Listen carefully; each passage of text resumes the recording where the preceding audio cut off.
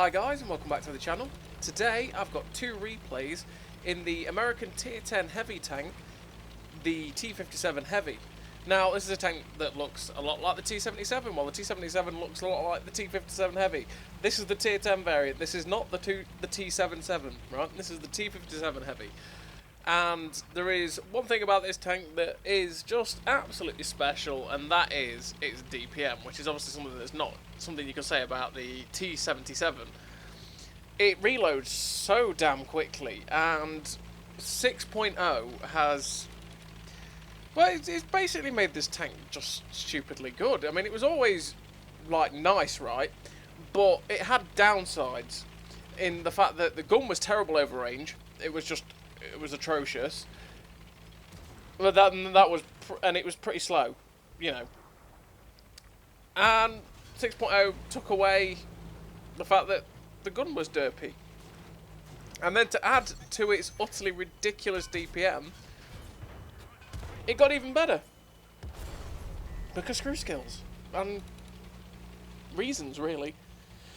So, this tank is one that I didn't really enjoy all that much, and that's just purely because the gun always felt like it was just going to laugh at me, and that's just the way it was.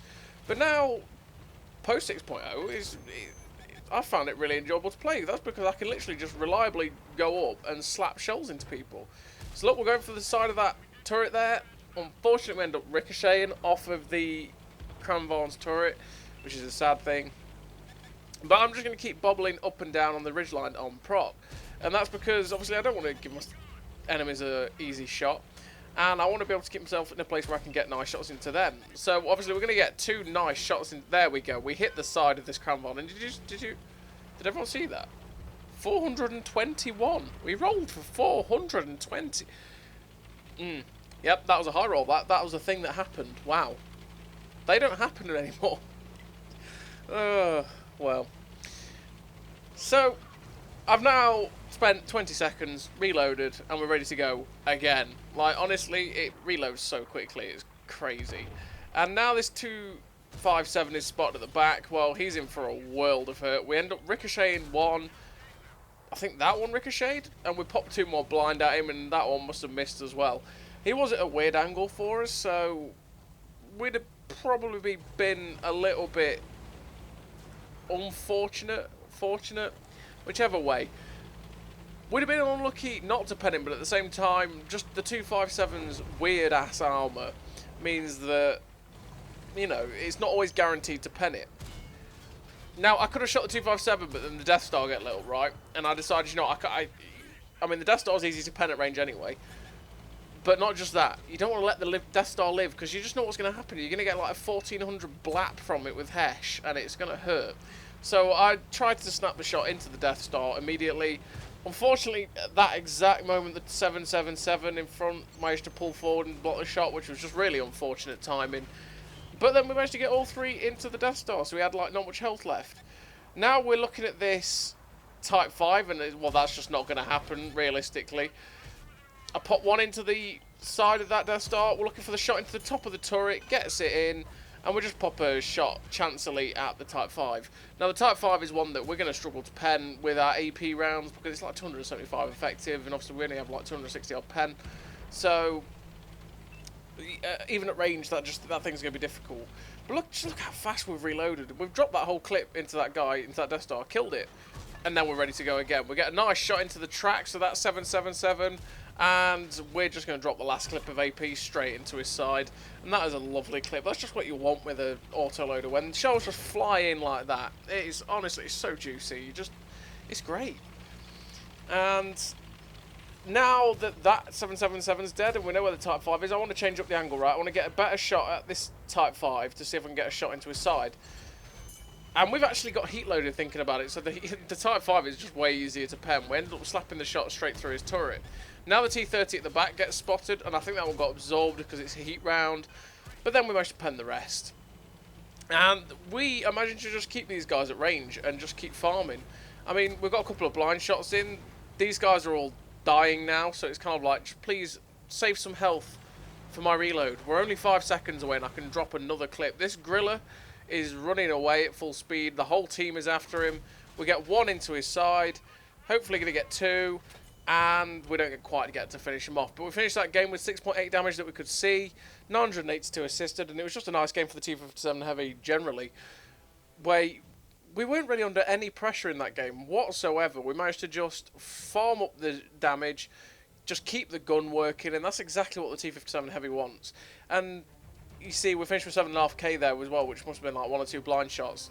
Confederate, first class, high caliber, and 1400 base XP, but 7.5k damage, which is nice, always nice to get. But yeah, that Prokhorovka game is an example of where the T57 Heavy previously might have struggled a little bit, and that's because at the ranges we were shooting, the likelihood of missing a lot of those shots, well, there was a high chance that we were going to miss a lot of those shots.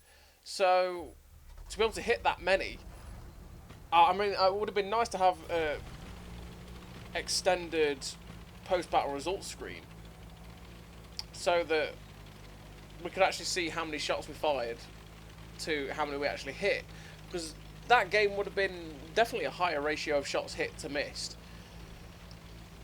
which, you know, unless you were point blank in the T57 Heavy, never really happened. You tended to miss at least 1. So we're on steps, and it's the weird wonky spawns that you get, and I tend to go to the 1-2 in heavier tanks, or in tanks that have got armour, or just generally aren't the quickest going, because you tend to get caught out in slow moving vehicles trying to cross to the 9-0, and what's tended to happen to me is I get to the 9-0, and there's actually like most of their team, I lose most of my health and get absolutely riggedy wrecked, and it's just a sad time. So when I'm in a heavily armoured tank or slow tank, I tend to go this way. When I'm in a quick tank that can make it right into the K0 corner, and I can use the bushes to attack the guys that you're seeing now attacking the GF0 position, then I will probably go that way. And then if things go badly, I can run away. But situations in a tank like this, you know, I'm going to go this way. Now you see we managed to pen 3 out of 4 on that 705A's lower plate there. It was at a weird angle, so that's probably why we bounced the first one. But we're up to 992. I mean, 992 from 3 shots with a 390 alpha. No, it's not even 390. It's a 400 alpha gun. Yeah, damage RNG, right? So this STRV is caught with his pants down, really. We've managed to get 3 shots into him. We were unfortunate to bounce the first one. It went just a little bit low, ricocheted off him. And we just shot it, because we were so close, it didn't really matter. We got a nice shot straight into his cupola, and all of his health is gone. And I'm surprised, actually, that he never came to shoot me. And I'm actually, by the way, surprised that we bounced the 705A's round earlier on our turret, because the T57 Heavy's weak spot is the turret cheeks. But you want to sort of aim to the far extent of them to try and pen them, or the lowest bit anyway. So we finish off that STRV, and now we're going to come round on this IS-7.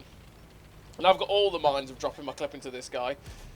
But then there's the Death Star back, and again, it's one of those things, you want to put the shot into the Death Star. And we ended up missing that. We ended up missing a shot into the 268 version 5, and that was just generally a poor clip. It was just bad aim, and just mismanagement of my clip there, to be honest. Luckily we've got this E5 with us, who is, unfortunately for him, sponging all the damage. He's basically protecting as well with reloading, which is quite nice to have. We're going to pop the food to make this reload go quicker and to make us slightly more accurate. This 268 version 5's made mistakes. He's just fired at my friend. He is most definitely going down. And then the Death Star's just fired as well, which is nice because we can get another shot into him. And those low rolls, 318. It's not what you want to see. But I mean, because we've got the food popped in, we're going to be reloaded in no time at all. And you see in the reload timer again, just look how quick we fire. I mean, this tank's been in the game so long now that nobody should need telling. This tank's just ridiculously good at damage. And that IS-7 had no time to blink, and we've killed him. And we've got 2 rounds left. Unfortunately, we end up bouncing on the turret of a Conway. We popped the last shell in the clip straight into the top of his turret, which is kind of a lucky one in the end. But he was kind of lucky that he bounced that shot. The Conway doesn't really have much armour. The odd time, to be fair, the Conway's one of those tanks that you do shoot in the turret, and sometimes it just gets absorbed, and you sit there going, oh, okay then, alright game. So that's a big gun waffle, that's pain, but fortunately enough for me, he wasn't looking at us. We managed to put a shot into him and he gets blown up by the Foch. The Conway's also dead because of the Foch. Hadn't quite clocked it yet, but I'm getting detected, and that's mainly from their guys that are at about A6. And yeah, that tends to be where you get caught out when you're moving across this flank, and you're best not to do what I'm doing, which is I'm kind of in the open. My aim, you can see where my aim is, right? I want to get to this ridge line over here, but I'm crossing in probably the most dangerous bit, because if there's anyone sitting at A6, they have the line of sight, they can spot me, they can shoot me, and that's obviously dangerous for me. So this push that I did here was probably a little bit too, well, it's a little bit risky, but, you know, we get away with it. The best thing to do is go further to the right and then push along the ridge lines and stay as close to them as possible so you don't get shot at. So this E4 drives out. We get a nice shot into the back of his cupola. A second one into the back of the turret. Kind of lucky we got that one because he just pulled back as we shot, so it just missed. Well, it just penned the back of his turret, which is kind of lucky. But now he's coming over. I'm decided that I wasn't going to get the chance to fire that last shell in the clip, so I decided to load the heat. And in his haste to come and try and pop a shot into me, he gets absolutely blown up by the FE 4005, which I'll take. We've got the heat shells in now. We get a nice double tap into the back of the Centurion to kill him, and then we finish off the AMX-30 as well. And we double tap him. Now there's one guy left.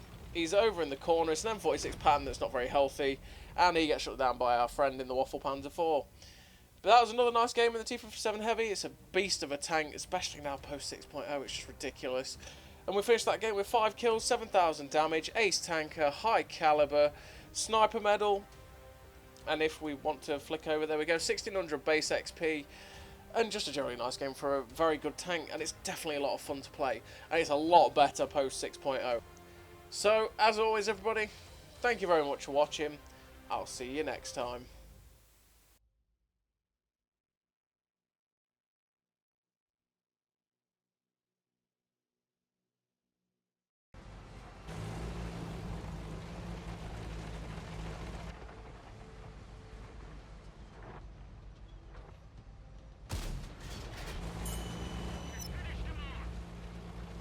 A great success!